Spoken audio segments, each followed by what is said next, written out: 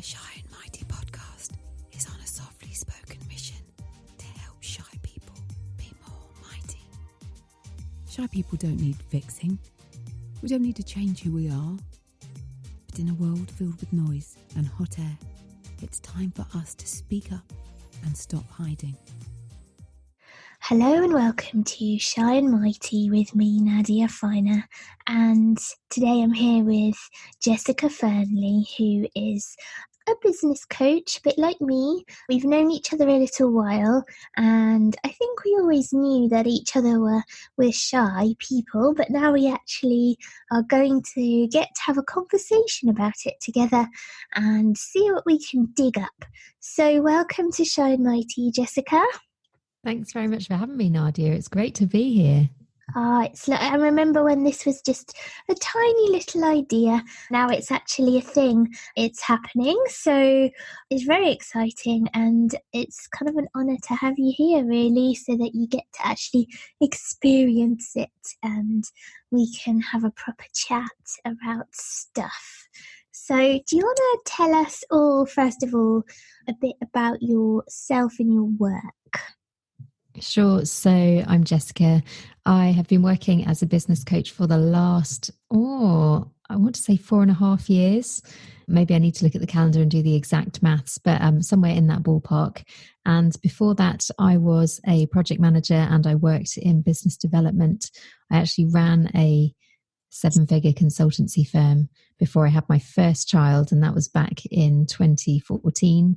Now I am the mum of 2 small boys. I'm actually potty training one of them at the time of recording, not this specific moment. Thankfully, he's elsewhere and maybe dry or maybe not, who knows. I'm married to a very nice man who helps me a lot with the children, and we have a very lovely life up in Sheffield in the UK. Oh, well, I'm quite glad we're not recording on smell-o-vision or anything like that. Having done the whole potty training thing a number of years ago, I remember it being quite a tense time. We're taking a more relaxed approach, which I think is that he just holds it for a really long time, and then an unplanned moment just pees all over the floor. So it's great fun. Oh my God. Well, my son's just started secondary school, and he informed me that in the first week he has yet to use the toilet at school. But I'm just hoping that the same sort of thing does not happen to him with the wee all over the floor. It won't, but he's obviously holding it in very well. Oh, bless him. And as opposed to holding it all in, we're going to let it all out because we're here for a little chat about shyness, and I'm sure this is not the usual topic, the usual thing you get asked about as a business coach, so we're slightly off-piste here, but I'm really glad that you're here and that we're going to hopefully talk quite openly about some of the things that we maybe face when we're running a business, particularly on our own. So Jessica, when did you first realise that you were a shy person? Well, it's funny with me because in some ways I am quite a force to be reckoned with, and I know my own mind. I'm very opinionated often, and people who know me well would definitely say that I'm very good at sort of making my feelings known. But I think I've always known that social situations aren't where I feel my most relaxed, and I think it's been a process through my life, I guess. When we were growing up, there weren't words like introverted. It was like there was only really one thing, which was be an extrovert, but no one really called it that. It was kind of be normal or be weird. And so I think just growing up, I was aware that I just didn't always feel very comfortable in situations that other people seemed to enjoy an awful lot. And so, going to a party or something like that, that wouldn't be like, yay, a party. It would be like, oh, okay, let's get this done. Let's do what we can. And I think it's been a real process for me, even really like up to the point that I would start to be in my 30s, which sadly is quite a long time ago now. But I think throughout my 30s, I've really sort of understood this about myself in a way that I didn't at all for the first 30 years of my life. But you look back and suddenly you're like, oh, okay then. So, this thing about me, this introversion, this shyness, that's not something to actually be ashamed of or something that makes me strange. That's just a way of being. And lots of other people actually feel like that too. Do you think that being English means that we're less likely perhaps to have ever thought about these things before? Oh, that's an interesting question. I think that we have a really interesting culture as English people, don't we? Because so much of our culture is unspoken. And it's the thing that you say versus the thing that is meant, or the thing that you hear versus the thing that is intended. And yeah, I have to say, I often find that really quite frustrating for two reasons: that it can be hard to sort of understand what these messages are sometimes. The classic thing, you say to someone, are you annoyed about this? And they say, oh no, I'm definitely not annoyed, I'm fine. But what they mean is, yeah, I'm furious and it's all your fault. I think I find that quite frustrating. And the second thing is that I really am quite an external processor. And I would much rather have a situation where the person just says, do you know what, I am really annoyed and it's your fault. And then we have a conversation about it and we sort it out. But I think so often things are left unsaid and things get awkward. And yeah, I find that excruciating and extremely frustrating. But it's interesting there that you, in many ways, you're not struggling with certain aspects of shyness because you're able to have these perhaps awkward conversations or face up to a situation and ask someone what's really happening, and then you can deal with it. Whereas some shy people would find that terrifying.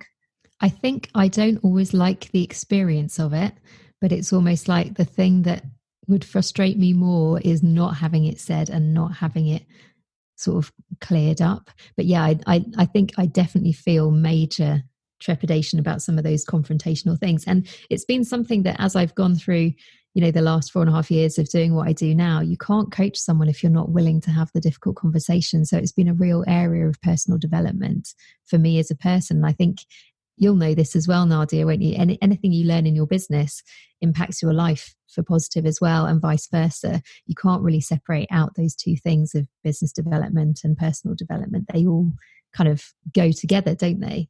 Yeah, it all becomes mingled, particularly when you're working for yourself, running your own business. You are your business, essentially. It's different, I think, when you're at work. You can have a slightly different persona, and maybe you don't need to necessarily dig in so deep to aspects of your character and your personal preferences.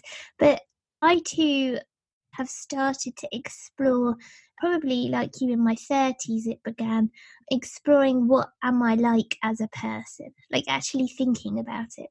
I think for the first 30 years I never questioned, I didn't question that much. I knew that I was shy in certain situations. I knew that I'd made this decision when I was, in my teens not to speak up, but I didn't really question that decision. It was just a thing I did. And so I'm wondering whether, hopefully through this podcast, we can encourage more people to think about the way they are and why they behave in a certain way, and encourage them to perhaps challenge any limiting decisions or any limiting beliefs that they have before they necessarily get to the ripe old age of 40. Yeah, well, because it's funny, isn't it? Because I think if you'd have met me when I was sort of 15, I have this memory of being, I think, in like the lower sixth or something, so slightly older than 15. But I remember the teacher saying, right, we're all going to go into little groups, and then one person's going to stand up and summarize the thing that you've all talked about for the class. And I remember even in a small class of 12 people just thinking, I do not want to do that. I don't want to have to stand up and speak in front of everyone. Whereas now I think in that situation, I would be like, yeah, brilliant.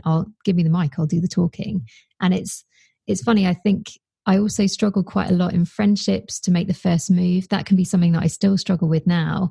And I used to find myself just sort of surrounded by people, but just terrified to sort of say the first thing, the first hello or something like that. And I think looking back, it does feel like I was always really friendly and wanting to sort of say the things inside, but it was just sort of really deeply hidden behind this shy exterior. And I think if you can get to a point where the real you comes through despite the shyness, and it doesn't have that control over you in the same way, then I think you just feel a lot less tension just throughout daily life.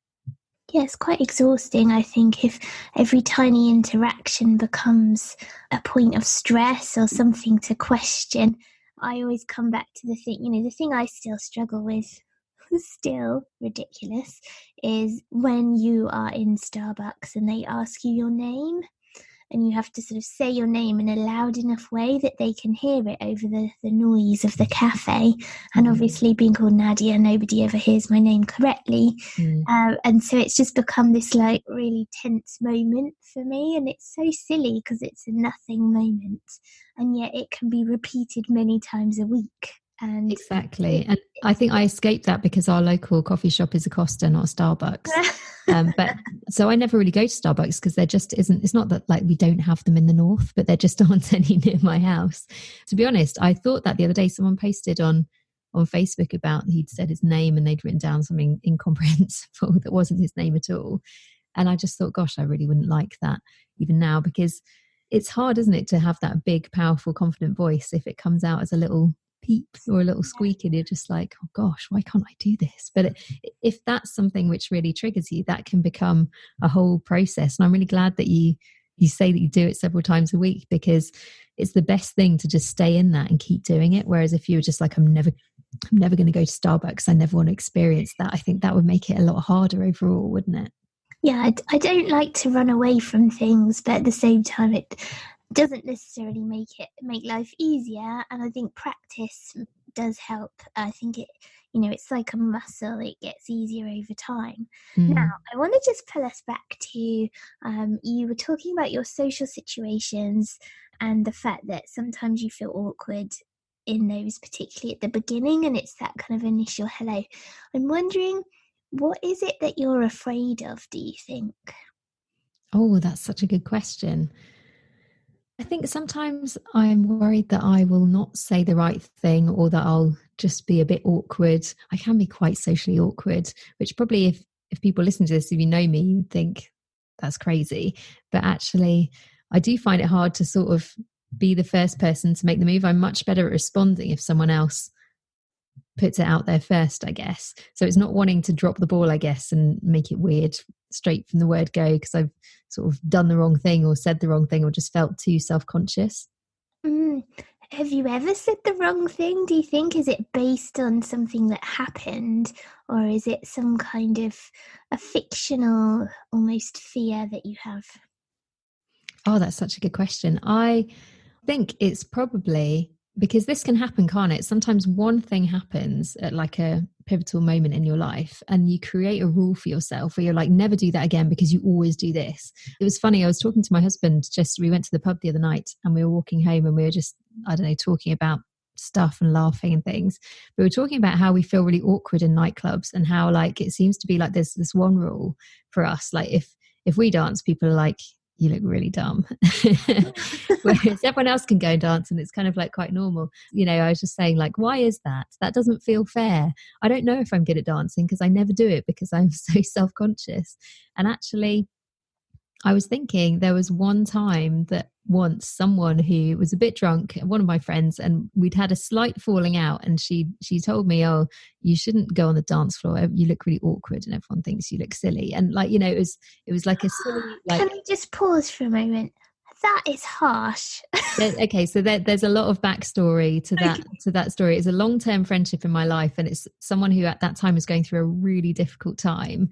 And at the time I took it as she is annoyed with me about this other stuff that is going on that is not really to do with me, it's to do with her. So I need to add that in as explanation because obviously that's a spectacularly harsh thing to say to someone. But I think on some level I had let this one interaction become a rule in my life of like, I can't dance at stuff because people think I look weird.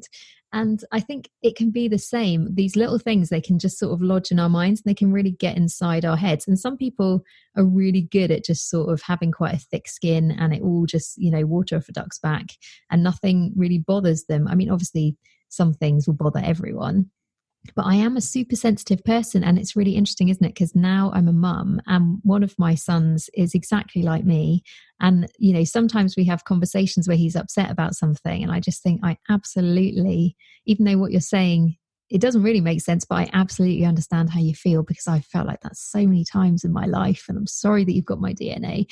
But it's, I think sometimes if you are sensitive, you can really take things very deeply that aren't meant deeply at the time. And so it's learning to cope with your sensitivity without apologizing for it, and without kind of thinking, oh, I wish I wasn't like this, because I think that's what we can fall into. Like, I wish I wasn't sensitive, I wish I wasn't shy.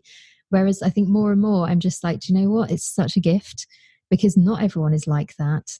And it gives you this level of understanding that not everyone has. And in the right situations, it's such an asset. Oh my goodness, right, we've covered so many things. We'll come back to the superpower thing in a minute, but you mentioned there the fact that someone said a mean thing to you, and that it did impact you for a number of years. You held on to this thing that someone had said, but you also logically, you can see that the thing that was said was actually probably a reflection of a whole bunch of stuff that was going on in their life at the time. Yeah, absolutely. And it's interesting, I think, that things are said, we encounter kind of even throwaway remarks, things that we can take on board which can make us feel a certain way. And I think it's very powerful to start thinking about those things as a result of something that is going on in that person's life, and that it's not necessarily about us. So I'm wondering, for many of us, there's probably been moments and things that were said and situations we've been in where something has had the potential to impact us quite deeply, where if we reframe it and consider what was going on in the other person's life, actually, you realise it's not about you, and you don't need to take ownership of what they said anymore. You can just let it go.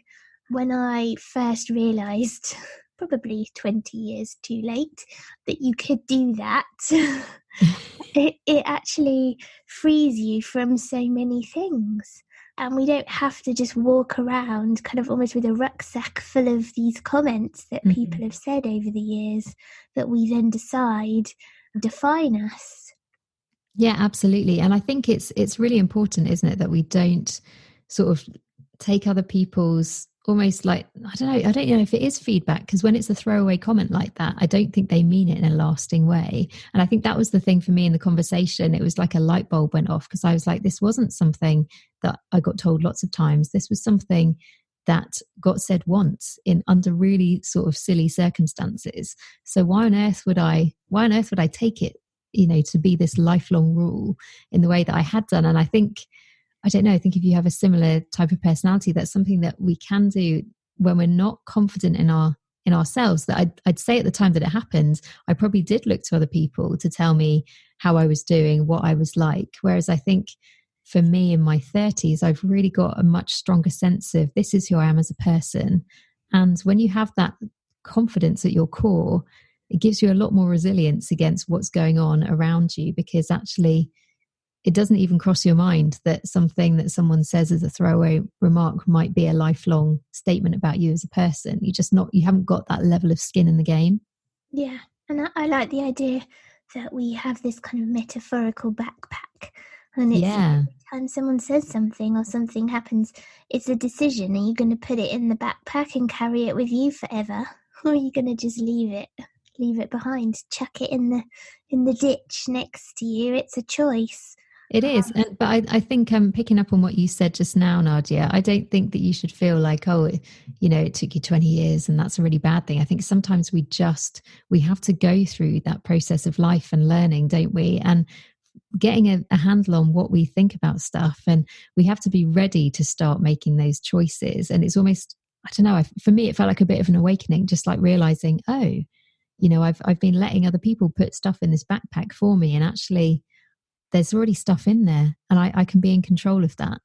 Yeah, that's suddenly very freeing, isn't it, to realise that? And I think we can all take that away with us, hopefully, and imagine ourselves with our backpacks for the rest of the day and see what's in it. Maybe there's some things we don't need, and maybe there's some things even today that we choose not to put in there.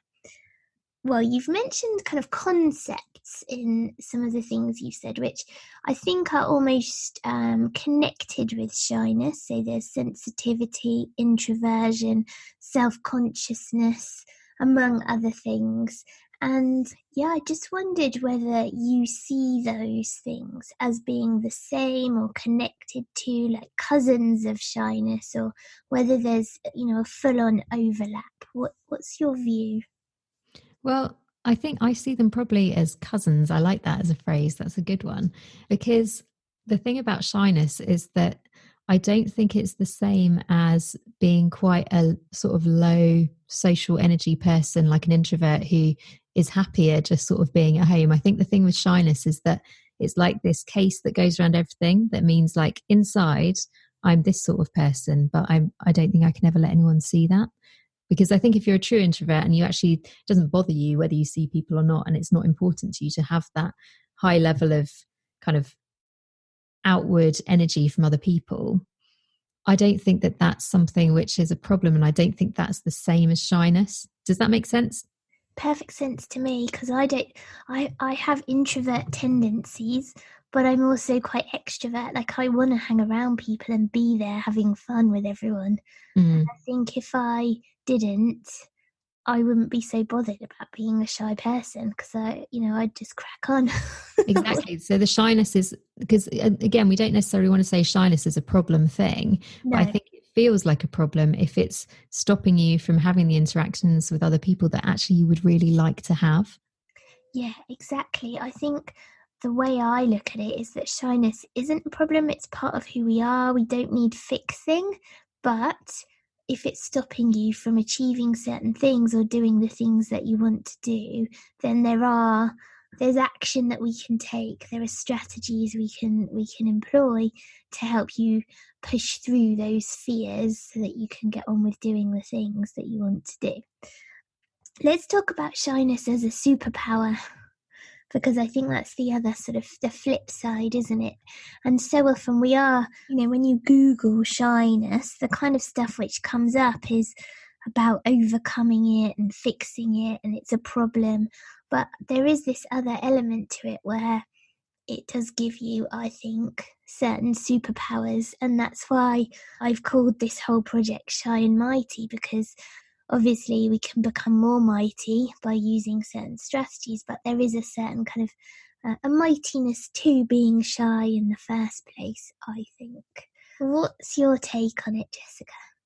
Yeah, I'm with you, because I think shyness can really soften your personality and make you a lot more approachable. So often, I think, particularly in the online space, when people are talking about their businesses, often everyone notices certain really extrovert people who are very ready to come forward and tell everyone how amazing they are. And often rightly so, but I think that can sometimes impact as arrogance, which can push people away. But it can also sort of send other people into a bit of a tailspin and really trigger them and be like, why aren't I like this big, amazing person? Whereas if you're a bit more shy, then I think you're just a little bit more thoughtful sometimes in how you put yourself across, because it's a big deal for you to do it. So you won't necessarily get in people's faces in quite a pushy way. You'll usually be a lot more measured in the way that you do it. And if people who are also shy in your audience pick up on that, then they will be even more drawn towards you, because they just know that you get it straight away. I agree 100%, and it's something which I know triggers a lot of people, me included. And I've started to realise that there's different types of success, different types of personalities and ways of showing up. And as a shy person, being that kind of famous, overly confident person is quite repelling in some ways, and yet often those are the kinds of people that we see. So it's really good to know that there is another way of being successful, a quieter way. You don't have to be like that. Absolutely. And I think the thing that people are always looking for when they talk one-to-one with someone who has got a big personality is like, well, is this person the same off camera and on camera? And we're very, very quick to notice if the two things don't match up. If someone is very good at being really, really extrovert and really sort of smiley and positive and really warm when the cameras are on, and then the cameras switch off and that person goes away and is replaced by someone who's a lot more aggressive, and I think there's a real feeling of like, no, that's not right. Whereas if you have the confidence to be a consistent person and not push yourself into this big extrovert role, that's one of the things that I think I've found the most excruciating in the years that I've been doing my business and doing things like Facebook Lives and webinars and having to have my face on the screen and stuff, which actually I'm okay with, but that wouldn't be my default thing that I would expect to do on a day-to-day basis and really enjoy.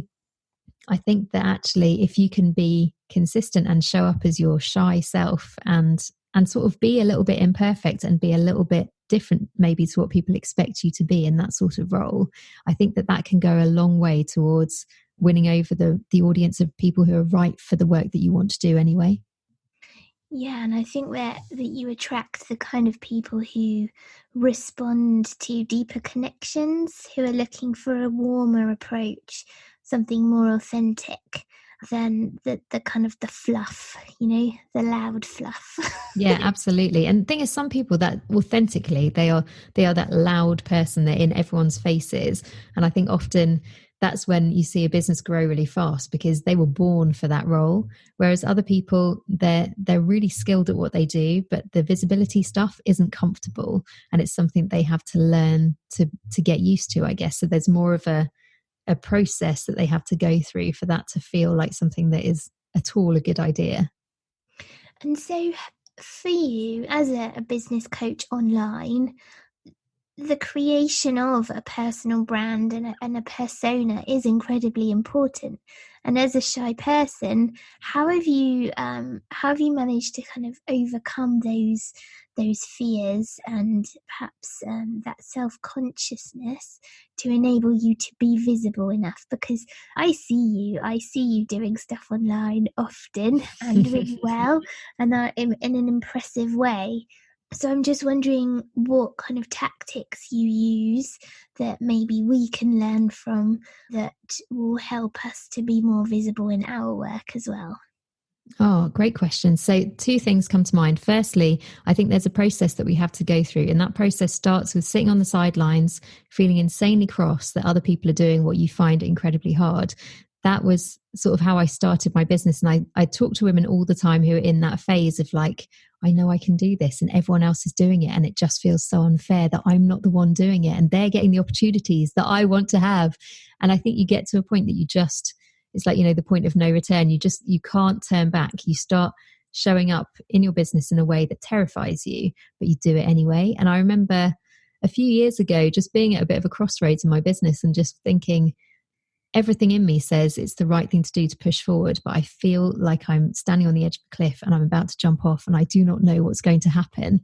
And I think I just learned to embrace it.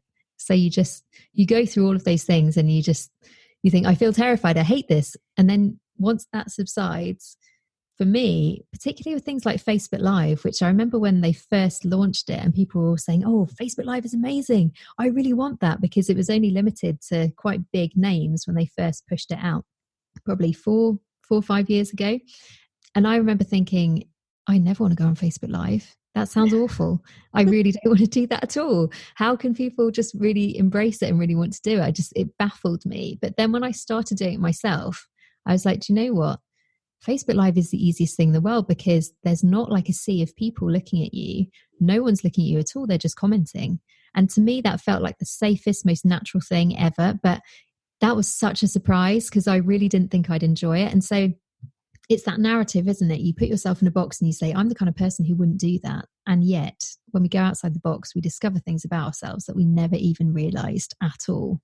Yeah, you would never have known that if you hadn't tried it. It's so funny, isn't it, how our temptation is to just assume we can't do things or that it's not for us.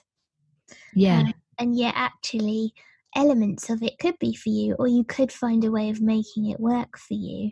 It might be surprising. So unless you try it, you're just not going to know. I know that's really cheesy, but it But is. it really is true, isn't it? I think sometimes, and I was saying this to a client this very day, you can try and work it all out in advance and be like, when I've worked it all out, I shall be ready and I shall do it. But actually, it's so much better just to do it and then see what happens, because it saves you a lot of time, and it means that you actually don't just put it off for years and years. Sometimes we can have these ideas and we never act on them because we're just a little bit too scared and we want to be a little bit more ready, but you're never really ready. So you really do just have to do it. And I think, yeah, exactly. And it comes down to action. So I completely resonated with that description of seeing other people doing something and thinking, oh, goodness sake, how come they get to do that? How come they've got all the opportunities? That's so unfair, and almost wanting to have some kind of tantrum about it. But then the difference is whether you're gonna just sit at home stewing in negative emotions or you're going to say, right, well, they have it, I want it, so I'm going to take some little steps towards getting it too in my own way. And I think it does come down to, everything comes down to action. So although you might be feeling shy and scared and self-conscious and insecure about certain situations, I think even just taking one tiny step forwards is going to help you. You know, those tiny steps build and build, and soon enough, you know, maybe you've done a live stream, or you've posted your first thing on Instagram, or you've found your first podcast interview, or had a conversation with your boss, written the first few words of your book. Whatever it is, those things build, and it becomes something monumental very soon. It's never going to be anything if we just sit at home feeling cross. Absolutely. And I think it's also finding things which really work for you and that you actually enjoy. So not always having like a list of things that you don't want to do in your business, because I think I've also fallen into this trap at times, and then had a schedule full of really amazing opportunities and not really enjoyed any of them, because I've just been like, this just doesn't feel like me, and this isn't playing to my strengths. This is me trying to be like someone else. And I think it's having the confidence to just say, do you know what? I don't really want to live stream, so I'm not going to do it. And whatever it is, you know, like I've said, I actually quite enjoy live streaming. It's quite nice to just talk and not be interrupted, but maybe that's because I spend my time with small children who never let me talk.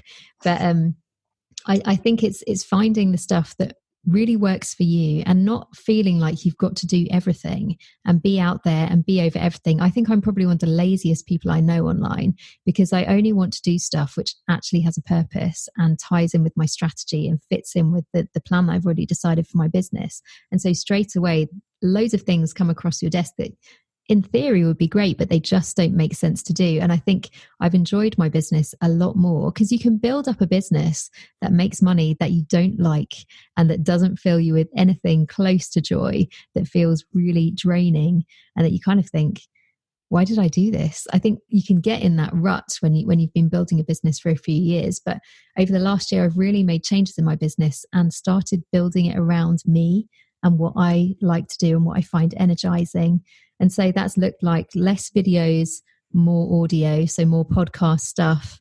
I've had my own podcast. I've got a new show that will be coming out later in the year, if all goes to plan. But it's finding things that work for you and your audience, because I think when you're in the zone and when you're not held back by that sense of low energy or shyness, or just like, I'm doing stuff which inside I don't want to do, you know, I think when you're in the zone with that, people really respond to the energy that you bring. So it makes it so much easier than having to dig deep for every little thing.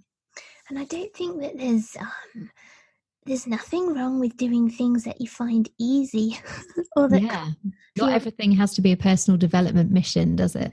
No. And that's the thing, you know, when you're in flow and you're doing a thing that comes naturally and feels like the most obvious thing in the world for you to be doing, that's what we're aiming for, not, you know, every day being another Starbucks moment again and again and again. Absolutely. That's exhausting.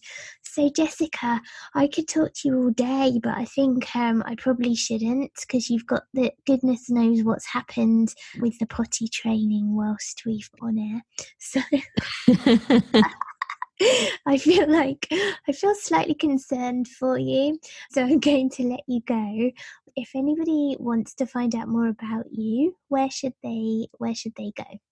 So if you head to jessicafearnley.com, that is my online home, and it's got details of my blog posts and my podcast and all the different ways to work with me.